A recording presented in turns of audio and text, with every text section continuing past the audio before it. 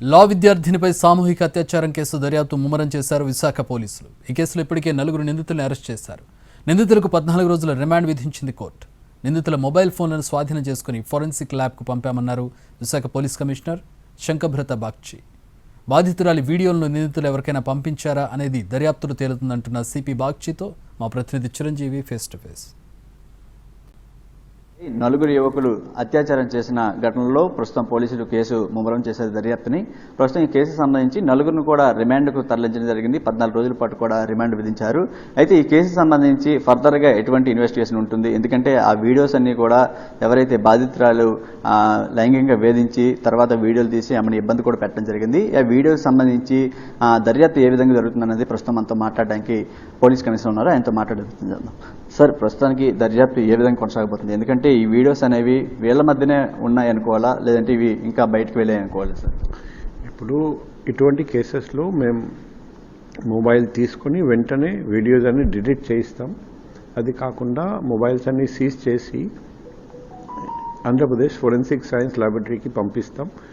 వాళ్ళు ఇంకా ఎక్కడైనా దాచిపెట్టారా వీడియో, అది కూడా వెరిఫై చేస్తారండి. తర్వాత వాళ్ళు అంతా డిజిటల్ డివైజెస్ బాగా చెక్ చేసి రిపోర్ట్ కూడా ఇస్తారండి. ఆ రిపోర్ట్ కూడా మేము మా దర్యాప్తులో యూజ్ చేస్తాం, కోర్టులో ఎవిడెన్స్గా ప్రొడ్యూస్ చేస్తాం. సార్, ప్రస్తుతం వీళ్ళకి 14 రోజులు రిమాండ్ విధించడం జరిగింది. ఫర్దర్ ఇన్వెస్టిగేషన్ కోసం పోలీస్ కస్టడీకి ఏమైనా తీసుకునే అవకాశం ఉంటుందా? సార్, మా లీగల్ అడ్వైజర్తో మాట్లాడతాం. ఆల్రెడీ ఇక్కడ కాన్స్పిరసీ ఏమి ఉండదు, వాళ్ళ వెనకాల ఇంకెవరైనా ఉన్నారా ఆ పరిస్థితి, ఆ అవకాశం కూడా లేదు.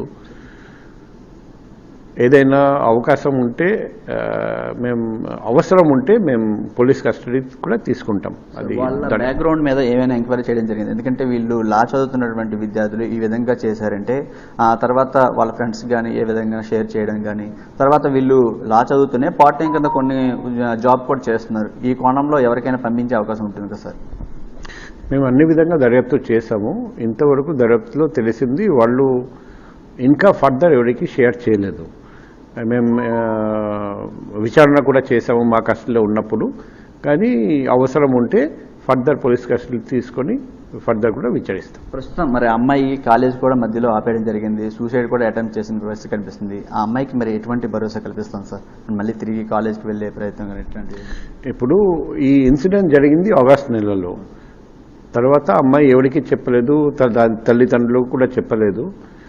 ఈ సూసైడ్ అటెంప్ట్ ఎప్పుడు చేశారు, అప్పుడు ఫాదర్కి తెలిసింది. అప్పుడు ఫాదర్ వెంటనే పోలీస్కి చెప్పారు. మేము వెంటనే అందరినీ అరెస్ట్ చేశాము. ఇప్పుడు అమ్మాయి పేరు ఎక్కడికి రాలేదు, మేము బయట పెట్టము. సో అమ్మాయి కాలేజ్ వెళ్తే బాగుంటుంది, ఎగ్జామ్ రాస్తే బాగుంటుంది, నార్మల్ లైఫ్ మళ్ళీ రిజ్యూమ్ చేస్తే బాగుంటుంది. మేము పోలీస్ తరఫున అన్ని విధంగా సహాయం చేస్తాం. ఇది ఏదైతే ఆ విశాఖలో సంచలనం సృష్టించినటువంటి లా విద్యార్థుల మీద 4 యువకులు అత్యాచారం ఘటనలో ప్రస్తుతం వాళ్ళిద్దరిని 4 కూడా రిమాండ్ విధించడం జరిగింది. అవసరమైతే ఫర్దర్ ఇన్వెస్టిగేషన్ కోసం తిరిగి కస్టడీలోకి తీసుకుని పూర్తి స్థాయిలో విచారణ జరుపుతామని పోలీస్ కమిషన్ చెప్తున్నారు. కెమెరామెన్ సురేష్తో చిరంజీవి NTV.